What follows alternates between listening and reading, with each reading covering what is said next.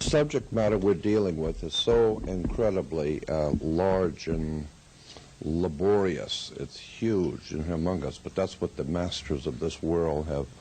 That's the way they operate, on a huge and magnificent level. They manipulate and exploit everything. And it's very difficult to find a place to start when you want to explain how cleverly put together this system that we live under is. We talk about a judicial system and an educational system and a system of government. The word system it's a Latin word for, in Rome, in the ancient Roman Empire, the word system was a term used for the sewer. We still call it today a sewer system. Consequently, all the systems that we have today are in the sewer. It's filled with lies and deception and manipulation. And God knows that it's a huge subject. The words that are used in religion and institutions of government, words are very important. When we talk about law, noble, where do you get the word noble? It comes from nob illi. Illis in the Latin was a word and a term in the ancient Latin for the gods. The gods were the Illis. It's based on the old Sumerian word Ilu, I-L-U, or I-L-L-U.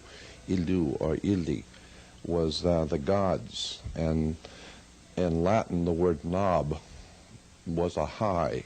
Anything high was nob. That's where people who act like they're high are called snob, because the word is nob. When you put nob illi, it's the high gods. Gives us our word nobility. Nobility comes from nob illi. And when you talk about the nob illis, or the noble ones, they are the ones who are referred to in the old European system as the authorities. They are the authors. They write down and author the law, so they are the authors, or the authorities. So when you hear terms like the authorities are saying this and the authorities, my question has always been, who are these authorities who have written the law?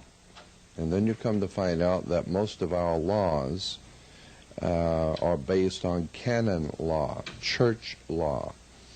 For almost 2,000 years, well over 2,000 years actually, Europe has dominated the whole world, and the Pope has dominated Europe. What you need to understand about the church is that there are two entities in one institution. The church, the Catholic Church in particular, is both a religious institution and a political one. But its real strength lies in the fact that it is a political institution. It is based on the raw use of power and the manipulation of governments, kings, rulers. And when you get into the church history, it's phenomenally interesting about how the mafia is connected to the Vatican, occultism on its very highest levels. The CIA was a Catholic institution in point of fact, because the 5 men who actually founded the CIA were members of orders within the Catholic Church. I don't know if you know this or not, but when Adolf Hitler finally concluded that they were, and the German Nazi high command finally figured out that they were going to lose the war, and there was no doubt about it, they decided they needed to get out of town. Anyone would. And so consequently, the Russians in particular wanted to make darn sure that they didn't get out of town. And so the way the Nazi high command and the real authorities got out was through the Vatican. The Vatican provided Nazi passports for all of the high command to get out. And that was called a Vatican rat line, R-A-T-L-I-N-E. You can go back in the dictionary and look it up, rat line. It was the Vatican providing safe passage and money and new identification to all the high command of the Nazi party, and many of them were sent to Central America, South America, and the real cream of the crop was sent to Washington, D.C. And they were. I mean, NASA.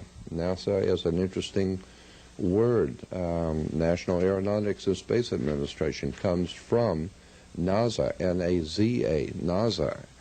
And NASA goes back to Nazarene, the Nazarenes. And when you get Nazarene, NASA, Nasi, and in the Nazarene cult, I mean, I always start in one corner and just work out because there's so much to talk about. But when you get into the Nazarenes, we're told that Jesus was from Nazareth. Well, in point of fact, there was no Nazareth until the 4th century. And so Jesus would have been dead for 350 years before Nazareth even existed. But there was a priesthood called Nazarites, and it was spelled N-A-Z-A-R-I-T-E. If you look it up in a Webster's dictionary, look up Nazarite, N-A-Z-A-R-I-T-E. It will tell you in a Germanic spelling and Anglo-Saxon spelling it's N-A-Z-I-R-I-T-E, Nazirite. And consequently, the point being is that the Nazis were financed by international banking out of London, out of New York, Morgan Guaranty Trust, Chase Manhattan Bank, Chase Bank, which became Chase Manhattan, Morgan Guaranty Trust, as I said, Citicorp out of Chicago, Bank of America, which was called the Bank of Italy. All of our major banks in this country financed, organized, and helped organize and finance Adolf Hitler. And consequently, when you start looking at how the church was involved through Cardinal Spellman to promote Nazism, fascism around the world, it's just an exciting and incredible story of betrayal on the highest levels. But my interest in all of this has been the use of words. Words and terms are fascinating. Concepts have come out of the Middle Ages. Ideas are expressed in symbols. And I'll give you some examples. Why do you have to go to court? The concept now, I'm not giving you a nuts and bolts footnoted explanation. I'm giving you a general overall concept. Why do you have to go to court? You go to court because you play basketball and tennis on a court. The whole idea in court is put the ball back in the other guy's court. So you get this, quote, team that throws the ball back over there, and they've got to pick up the ball and throw it back the other way. And so it's a game. It's playing on the court. How do you play tennis on a court? You play with a racket. Why? Because the whole thing is a racket. This is where we get the word.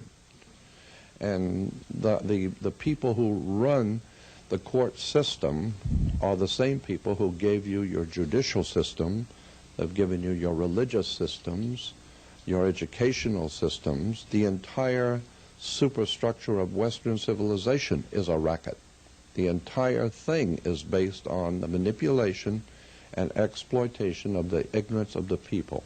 Let me read you something out of the Catholic Encyclopedia. Under Roman law, 2 sentences, incredible sentences. Under Roman law, Catholic Encyclopedia says, quote, the characteristics of earlier Roman law was its extreme formalism. It was extremely formal.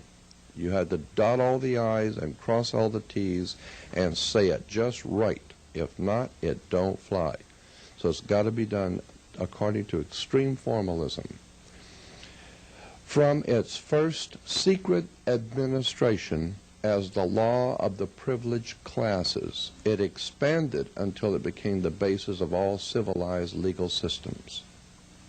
Again, characteristics of earlier Roman law was its extreme formalism from its first secret administration as the law of privileged classes.